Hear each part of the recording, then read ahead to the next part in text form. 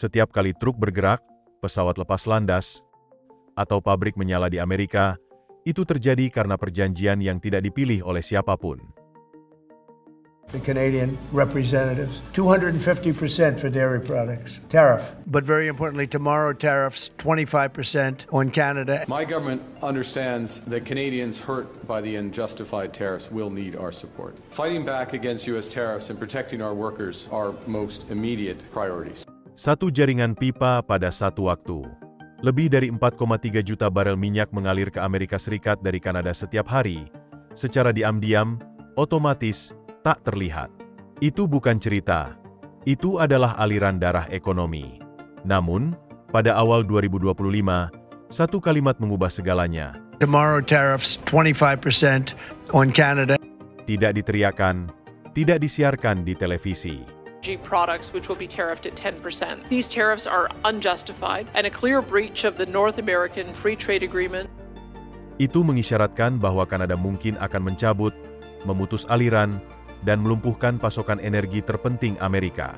Tiba-tiba semua orang yang berkuasa mulai membisikkan dua kata yang sama, senjata minyak. Bagaimana jika pengisian berikutnya harganya 2 kali lipat dan tidak ada yang memberitahu Anda alasannya? Bagaimana jika satu keputusan diam-diam yang dibuat ratusan mil, jauhnya dapat menulis ulang harga semua yang Anda sentuh? Itu termasuk gas, bahan makanan, dan listrik. Ya, ini adalah kisah tentang bagaimana satu negara membawa Amerika Serikat ke tepi kehancuran energi tanpa pernah menyentuh satu barel pun. Dan mengapa Amerika Serikat diam-diam mundur, karena mereka tahu apa yang akan terjadi jika Kanada benar-benar mematikan keran. Anda mendengar ini sebelum kebanyakan orang akan mendengarnya. Itu bukan kebetulan. Beberapa video memberi Anda hal-hal sepele. Yang ini membuat Anda berbahaya. Ini dimulai seperti setiap perang dagang lainnya. Ancaman keras tarif pembalasan, berita utama yang terbakar cepat, dan menghilang lebih cepat lagi. Namun, di balik kebisingan itu, sesuatu yang berbeda sedang terjadi. Ketika Donald Trump kembali menjabat pada Januari 2025, buku pedomannya terasa familiar. Perintah darurat, tarif besar-besaran, dan deklarasi kekuatan. Salah satu tarif tersebut merupakan pukulan 25% pada sebagian besar impor Kanada. Tetapi untuk energi, dia menarik pukulannya, hanya 10% pada minyak Kanada. Mengapa? Karena Amerika Serikat tidak dapat bertahan hidup tanpanya. Itu sebabnya, dan orang-orang yang benar-benar menjalankan semuanya tahu bahwa minyak Kanada bukanlah bonus. Itu adalah fondasinya. Minyak ini membuat 60% dari semua impor minyak Amerika Serikat. Lebih dari OPEC, lebih dari Meksiko, lebih dari siapapun. Ini memberi makan Midwest. Kilang minyak dibangun bukan hanya untuk menangani minyak, tetapi untuk menangani minyak ini, bahan kimia kental yang berat dan spesifik. Anda tidak dapat menukarnya dengan minyak mentah Texas. Anda tidak dapat menggantinya dalam semalam. Mesin tidak bekerja seperti itu. Kimia tidak berbohong. Kebanyakan orang Amerika tidak tahu ini, dan mereka yang tahu jarang membicarakannya dengan lantang. Awalnya, Kanada menanggapi dengan pembalasan buku teks, pertanian, logam, hal standar. Namun, pada bulan Maret, bahasanya berubah. Kanada berhenti membela dan mulai mengancam. Menteri Luar Negeri membiarkannya tergelincir. Tentu saja ada minyak dan gas. Kami menyimpannya di kartu kami. Sebuah kalimat yang dengan hati-hati dijatuhkan seperti peniti ke dalam ruang kaca. Pedagang energi langsung mengerti. Ini bukan negosiasi, itu adalah eskalasi. Bedah yang tenang dan mematikan. Ancaman itu hipotetis, tetapi pasar tidak peduli. Harga minyak mentah Kanada melonjak. Kilang minyak Amerika Serikat bergegas untuk menimbun. Panggilan mulai mengalir ke Washington dari para pemimpin industri yang panik, yang benar-benar mengerti betapa pendeknya sumbu ini. Ada hal-hal yang membuat presiden terjaga di malam hari.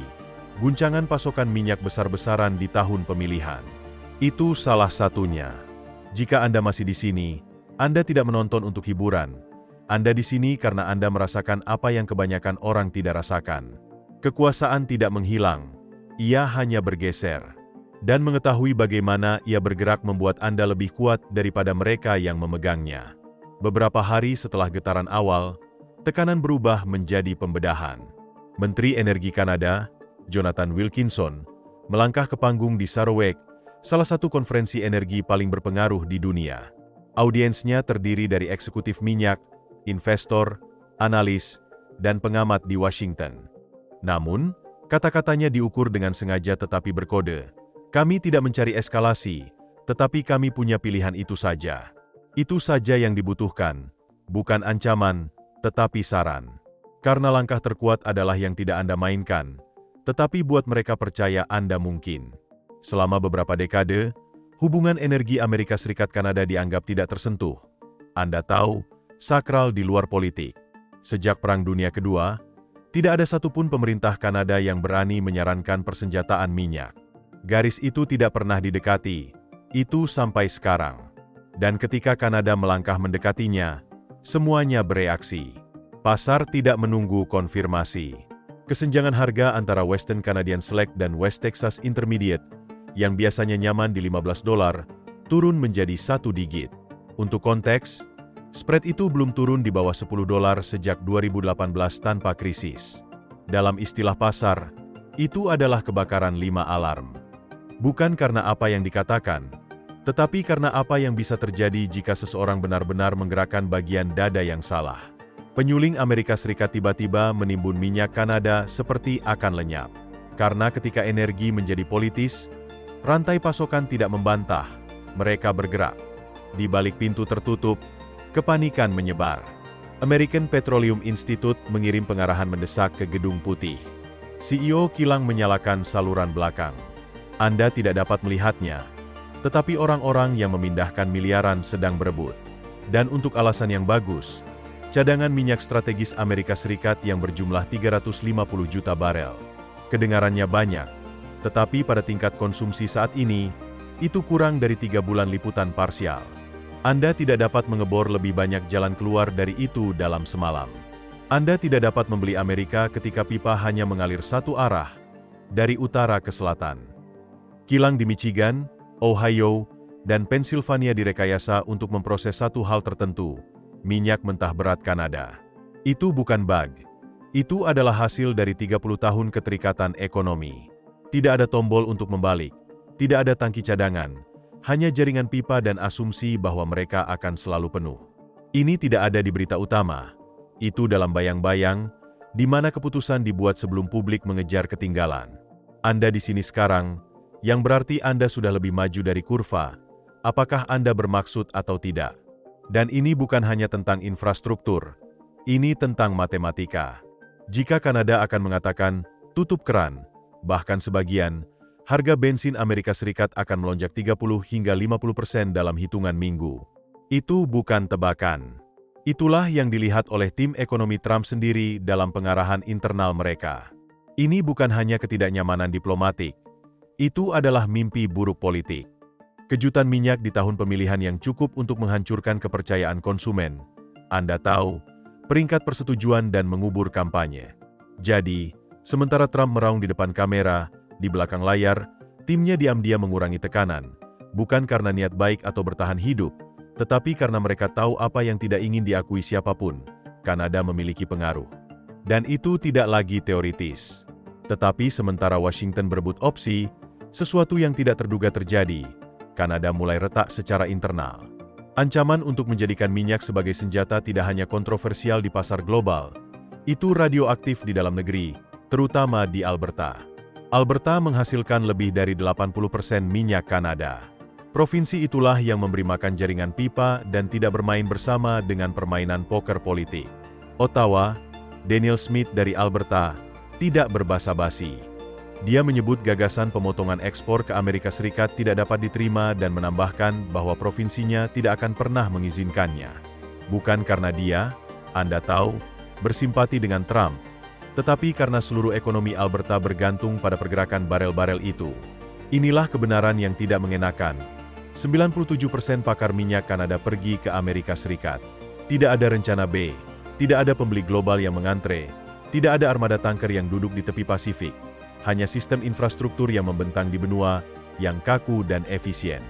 Jika Amerika Serikat berhenti membeli, baik, Alberta tidak akan melambat, itu akan runtuh. Kanada tidak memiliki kapasitas penyulingan domestik yang cukup. Itu tidak memiliki jaringan pipa alternatif ke Asia. Dan bahkan jika itu ada, akan memakan waktu bertahun-tahun untuk mengubah rute aliran. Pipa-pipa itu mengalir ke selatan, dan begitu juga uangnya.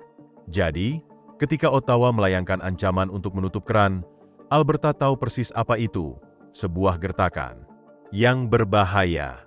Seperti mengancam akan meledakkan bom di rumah sendiri, hanya untuk membuat tetangga gelisah. Para ekonom langsung melihatnya sebagai penyanderaan ekonomi. Amerika Serikat tidak bisa kehilangan minyak Kanada tanpa krisis domestik, dan Kanada tidak bisa bertahan kehilangan Amerika Serikat sebagai pelanggannya. Kedua belah pihak punya kekuatan untuk saling menghancurkan, tetapi tidak ada yang punya sarana untuk menang. Itu adalah kehancuran ekonomi yang saling terjamin, bukan dengan rudal, tetapi dengan barel.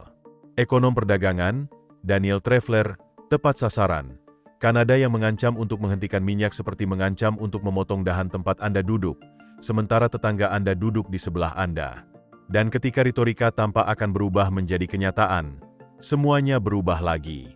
Pertengahan Maret, tekanan akhirnya membuka permukaan politik. Perdana Menteri Justin Trudeau pergi, digantikan oleh Mark Carney, mantan Gubernur Bank of England dan Bank of Canada, seorang raksasa keuangan global, bukan politisi karir. Nada suaranya lebih tajam dan dingin, tanpa penyesalan.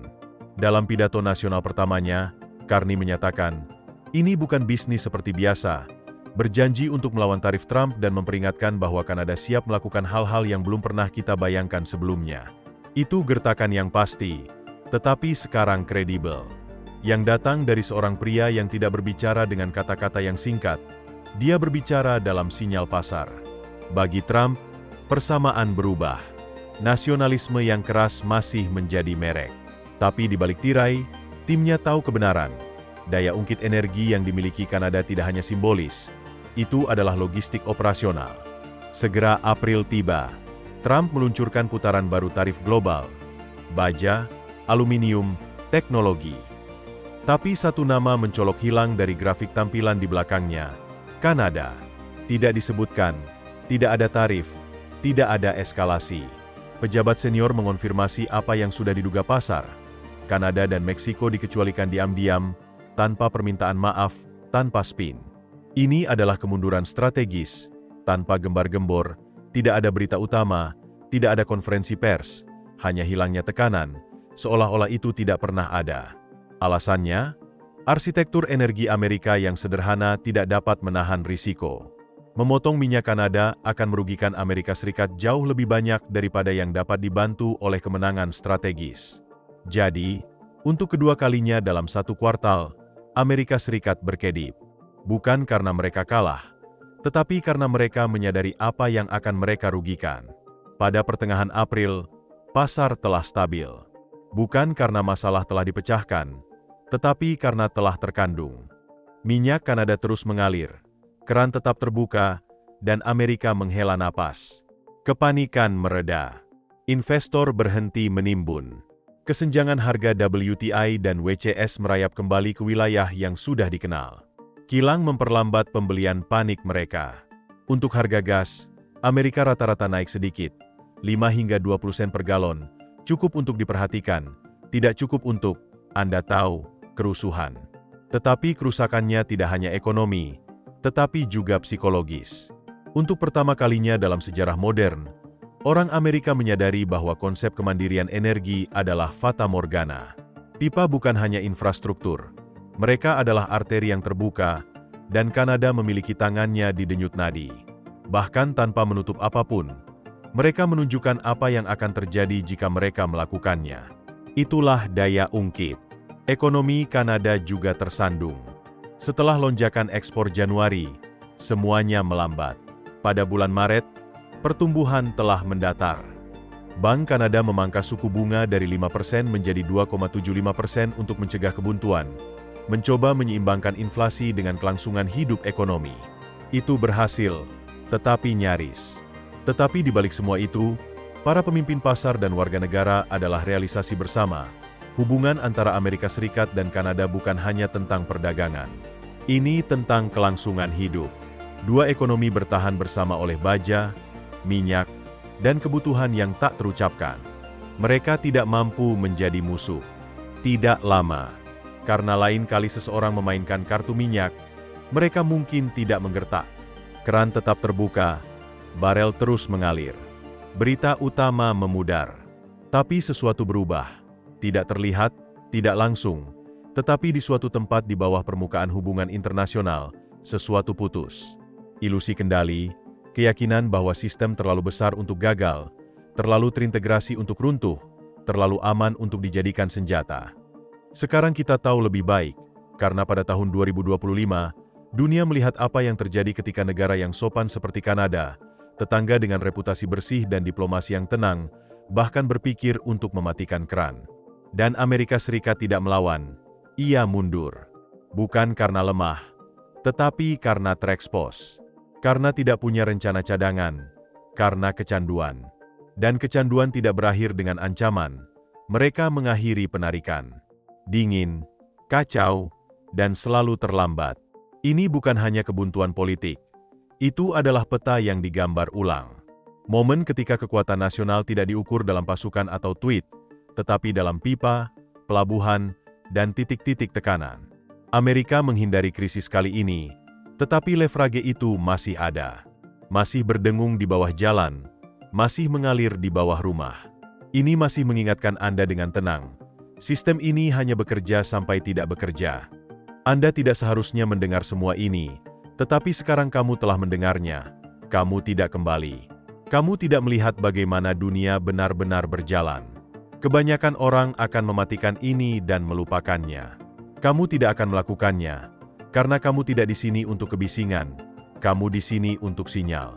Dan semakin dalam kamu masuk, semakin jelas itu. Berlangganan, bukan karena kami memberitahumu, tetapi karena cerita berikutnya seperti ini, kamu pasti ingin menjadi orang yang sudah tahu. Terima kasih telah menonton dan sampai jumpa.